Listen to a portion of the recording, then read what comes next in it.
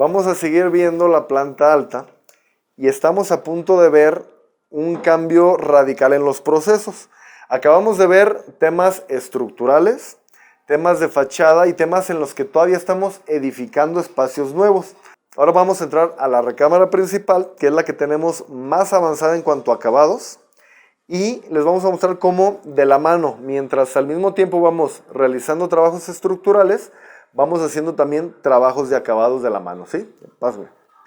Ahora entramos a la recámara principal, donde podemos observar que sí hay un cambio muy notorio en los procesos que estamos ejecutando. Aquí tenemos ya acabados en pisos, acabados en muros e incluso los tenemos pintados ya a una mano. Tenemos también instalado ya el mini split. Tenemos una puerta que solamente es temporal. Estas no son las puertas que van a quedar, solamente la instalamos momentáneamente para poder guardar muebles, accesorios y demás cosas mientras estamos ejecutando la obra, ¿sí? Entonces, ya comenzamos también con la instalación de ventanería. Podemos observar que esta vez metimos aluminio color negro, el cual no lo acostumbramos. El contraste del blanco con el negro definitivamente nos gusta. Toda la línea de aluminio negro que estamos metiendo aquí es una muy buena línea, la cual es súper duradera. Los rieles podemos observar aquí, si se acercan un poquito, que son mucho más anchos y le da eso muchísimo más durabilidad y vida al aluminio. Sí, este aluminio jamás en la vida lo van a tener que cambiar. Ahora vamos a ver el balcón terraza de la recámara principal. Aquí podemos observar lo que les comentaba hace un momento, del acabado final para los muros exteriores, ¿sí? En todo el interior de la casa tenemos acabado en yeso pulido. En todo el exterior de la casa estamos dando el acabado final con estuco, que es este que podemos ver aquí. Y ahí les va para que entiendan bien el proceso. Primeramente se preparan los muros de esta manera, que esto le llamamos un repellado, ¿sí? Está regliado, está a plomo. Recuerden que el plomo quiere decir que tanto aquí arriba como aquí abajo tenemos un mismo paño, ¿sí? No lo tenemos ni para afuera ni para adentro, es perfectamente el mismo paño, ¿sí? Entonces, una vez que preparamos nuestros muros de esta manera, que los tenemos repellados, pasamos a aplicar el estuco, que es una capa milimétrica que solamente va sobre el repellado y se logra este acabado. Tú le puedes dar muchos acabados a esta pasta. Hay varios y tienen varios nombres. Este que estamos haciendo aquí es un esponjeado, o también se le puede llamar a la vuelta y vuelta, que tiene un ligero dibujado como de a la vuelta y vuelta. Hay algunos otros acabados que se le llama, por ejemplo, apalillado, que es cuando el dibujo lo tiene en líneas así verticales, ¿no? Que con la llana se va peinando de esta manera, y así un sinfín de acabados. En esta ocasión, este es el acabado que nosotros elegimos de la mano del cliente, ¿sí? Este es el que más le gustó, dentro de lo que nosotros le recomendamos como acabados estéticos y de calidad sobre todo, ¿sí? Aquí podemos ver la diferencia de cuando ya se le dio el acabado y el dibujado que va a tener final, a cuando apenas estamos aplicando la pasta para posteriormente darle el dibujado, ¿sí? Aquí se ve lo delgada que es la capa, ¿sí? Como les comenté, es una capa milimétrica, ese es el repellado, y esa es la capa de estuco que le estamos aplicando. Es importante, a pesar de que ya tiene varios elementos el producto que compramos aquí de estuco, nosotros le agregamos todavía, para reforzar esa adherencia, el mismo producto que ya les vengo mencionando, que es Festerbond, marca Fester, que nos va a ayudar y garantizar la buena adherencia de este producto a toda la superficie del muro, ¿sí? Entonces, esa es la importancia siempre en los trabajos previos a un acabado final. Otro cambio que realizamos aquí en el balcón de la recámara principal, además de la textura de todos los muros, recuerden que anteriormente teníamos acabados rústicos en todo el enjarre exterior de la casa, lo cual no quiere decir que sea un enjarre feo ni incorrecto, ni mucho menos. Quiere decir que es un enjarre que se utilizó en otras épocas, por lo tanto uno lo relaciona con algo antiguo. Pero el enjarre rústico también es muy bonito, simplemente son gustos y decisiones que se toman en cada vivienda y en cada diseño. Entonces, por eso aquí cambiamos del enjarre rústico a este acabado que podemos ver, que incluso me atrevería a dejarlo sin pintar. Creo que tiene un color bastante agradable, el cual, si fuera el caso del proyecto, se puede dejar sin pintar y creo que se consigue una buena textura y una buena tonalidad definitivamente. Entonces, esta ventana que podemos apreciar aquí Si recuerdan anteriormente, llegaba hasta el piso. Teníamos una ventana de piso a techo, la cual, recordemos las orientaciones solares, lo importante que son. Hacia este lado tenemos el sur. Entonces, por las dimensiones de esta ventana, ocasionaba que toda la sala de TV y todo este espacio de escaleras fuera muy caliente. Entonces, levantamos el nivel de arranque de la ventana, no solamente para reducir el rayo de sol que entra, sino pensando en la problemática que nos ocasiona el agua de lluvia. Recordemos que esto es un balcón terraza, el cual va a recibir todo el agua de lluvia directo en toda la superficie. Por lo cual, el haber levantado este muro bajo nos ayuda definitivamente a proteger toda esta zona de filtraciones de agua. Algo importantísimo que debes de tomar en cuenta si vas a realizar una terraza, balcón o incluso roof garden en niveles superiores a la planta baja es, antes de pegar tu piso, impermeabilizar toda la superficie. En esta ocasión nosotros lo hicimos de la siguiente manera. Echamos nuestro firme para dar nuestras pendientes, ya que vamos a canalizar agua de lluvia aquí. Una vez que echaste tus firmes, vas a afinar esos firmes para la correcta instalación de tus pisos, ¿sí? Entonces, ya que tienes tu firme afinado, vas a aplicar, lo que nosotros aplicamos en esta ocasión es un producto también de Fester, que se llama CR66. Ese producto viene con un complemento líquido que es como un tipo sellador. Viene el CR66 en una presentación de saco en polvo, que es un cemento, es un impermeabilizante cementoso elástico. Es como cemento, pero es elástico, no agrieta, ¿sí? Entonces, una vez que tenemos todas nuestras pendientes en nuestro firme, aplicamos CR66 en toda la superficie y sobre ese CR66, ahora sí colocamos nuestro piso. Vamos a aprovechar este muro para explicar y evidenciar el proceso que les acabo de explicar de impermeabilizar toda la superficie en una terraza, ¿sí? Aquí podemos observar un cambio de tonalidad muy clara entre el cemento y el CR66.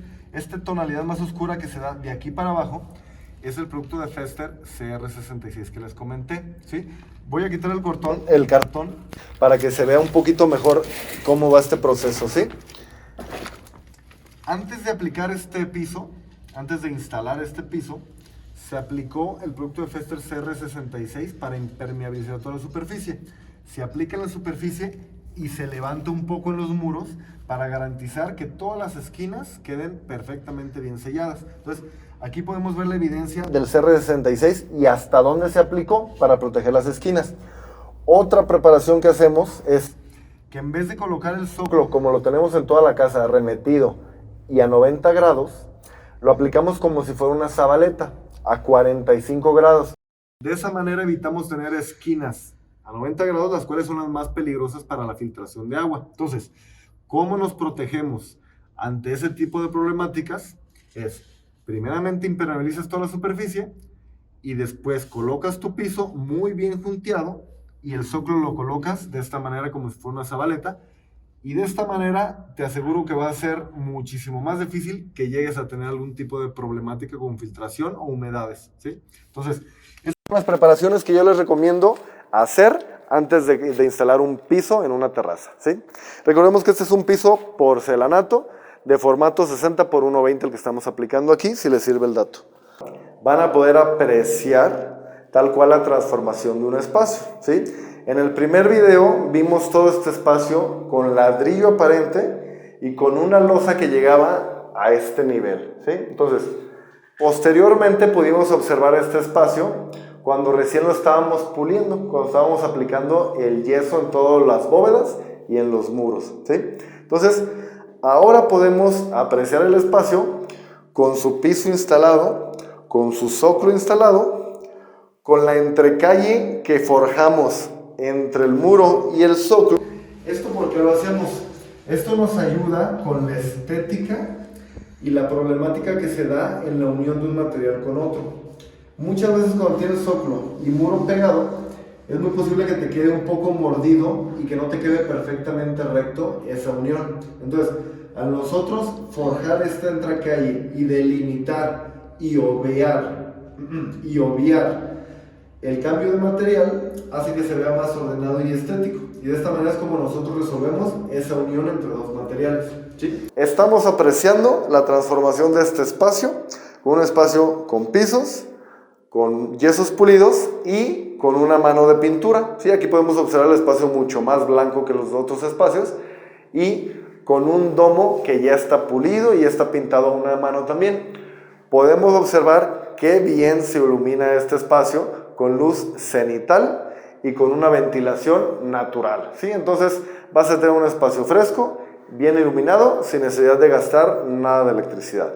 Obviamente estamos dejando una luminaria la cual va a iluminar de manera artificial muy bien el espacio, pero estamos hablando de que eso se va a necesitar probablemente en las noches solamente. Es un espacio perfectamente bien iluminado que va a llevar un closet vestidor. Recordemos que todos estos muros van a llevar muebles de carpintería, los cuales van a ser un vestidor, ¿sí? Entonces, esta es la recámara principal, ese es el vestidor de la recámara principal, que ya les tocó ver cómo fue toda su transformación, y eso es lo interesante del video de hoy.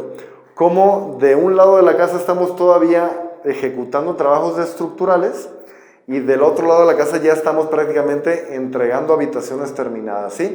Aquí solamente falta darle otra mano de pintura, instalar los accesorios eléctricos que son contactos, apagadores y luminarias.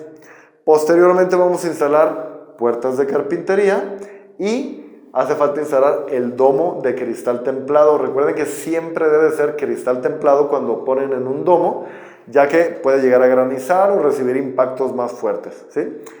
Vamos a ver ahora el baño de la recámara principal, que nuevamente son otros procesos totalmente. Aquí ya estamos en acabados finales y aplicamos e instalamos el mismo piso que llevamos en toda la casa, también lo llevamos como recubrimiento en los muros de los baños. Tú puedes forrar solamente los muros de la regadera, que es donde lleva el área húmeda directamente en contacto con el agua, pero también puedes forrar todos los muros de los baños, lo cual pues vas a lograr definitivamente una estética, vas a lograr definitivamente un espacio muy estético, ¿sí? Ahí les va detalles importantes a cuidar en cuanto a la estética que van a hacer totalmente la diferencia, ¿sí?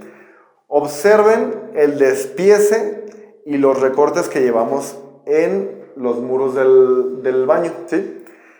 Llevamos piezas completas de arriba hacia abajo, ¿sí? De la bóveda tomamos nuestra primera pieza completa que tiene 1.20 y lo siguiente que hicimos fue acomodar nuestra ventana para que la junta que llevamos en nuestro azulejo coincida con el arranque de la ventana. No necesariamente tienes que hacer este tipo de detalles. No quiere decir que si tu ventana arranca aquí es incorrecto, para nada. Pero sí puedes tener ese tipo de cuidados para lograr un espacio mucho más estético visualmente, ¿sí? Entonces, eso lo que le da al espacio es orden. Y recuerden que el orden es estética, ¿sí? Entonces eso es lo que logramos. Ahora, en el piso seguimos con el mismo formato, 1.20 por 60, y entramos a la regadera. En la regadera tenemos un desnivel, pues ¿para qué? Para proteger que el agua no salga de la regadera y para dar la pendiente adecuada a la superficie. Y mientras tú te estás bañando y está cayendo el agua de la regadera, todo el agua se canalice correctamente al césped, ¿sí? Que no se te quede charcos ni nada del estilo. Estamos haciendo también una jabonera añadida ya al muro de la regadera, ¿sí? No vas a tener que comprar ningún tipo de mobiliario para poner tus shampoos, jabones, etc. Aquí se pensó hacer una jabonera del ancho de toda la regadera por 40 centímetros de altura, es lo que le estamos dando, y un profundo de 11 centímetros tenemos de profundidad. Entonces aquí tú puedes poner perfectamente todos tus shampoos, todos tus jabones y lo que necesites. Otro proceso que hace falta para finalizar este baño es los muebles y accesorios de baño, pero eso es hasta el final. Primero vamos a meter aquí como barrera un cristal templado en 2 piezas, ¿sí? Este cristal templado que nos va a ayudar a delimitar el espacio de la regadera y a que no salpique todo el agua hacia afuera, va justo en este paño, va a llevar una altura más o menos de 2 a 2.20 metros y se comprende de 2 piezas. Un cristal fijo que va a quedar aquí, jamás se va a mover, es fijo, y una puerta abatible que va a estar aquí, la cual vas a entrar de la siguiente manera. Tú entras al baño así, abres tu puerta en este lado, abres la regadera, la cual es de ducha. Ahora sí, puedes entrar a la regadera, cerrar la puerta y de esa manera va a funcionar esta regadera. Tenemos listo la instalación sanitaria, el cual es drenaje para WC y salida hidráulica para WC. Aquí solamente tenemos agua fría, no es necesaria agua caliente para un WC. Entonces, de este lado tenemos las salidas hidráulicas para el ovalín. Aquí sí es en plural, salida fría, salida agua caliente. Tenemos dos salidas hidráulicas porque aquí sí se necesitan ambas, fría y caliente. Y tenemos una tercera instalación, la cual es sanitaria. Ese es el desagüe para las aguas jabonosas del ovalín. ¿Sí? Entonces tenemos un desagüe y dos salidas hidráulicas, agua fría y agua caliente. Posteriormente vamos a instalar nuestro mueble de carpintería sobre el cual va el ovalín, el monomando, y aquí es donde se va a conectar, todo oculto mediante un mueble de carpintería. Y ahora vamos a ver instalaciones eléctricas en un mueble de baño, ¿sí?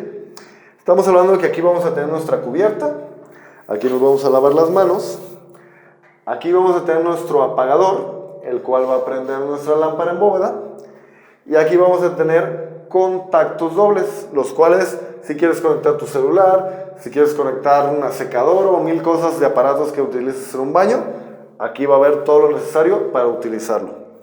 Y aquí al frente podemos observar dos salidas eléctricas. Las dos son luminarias. Esta que vemos arriba va a quedar luminaria en muro sobre el espejo. Obviamente aquí vamos a llevar un espejo grande, el cual lo tienes tú enfrente de tu ovalín, y aquí te peinas, aquí te ves, aquí haces todo lo necesario. Entonces, esta luminaria tú la vas a ver ahí una lámpara que ilumina hacia arriba, ilumina hacia abajo. Esta otra salida eléctrica que tenemos aquí, solamente tenemos una salida con los cables, muy distinta a lo que tenemos aquí, que es una caja de chalupa con su registro, ¿sí? Esta salida va a ser para una tira LED, la cual va a ir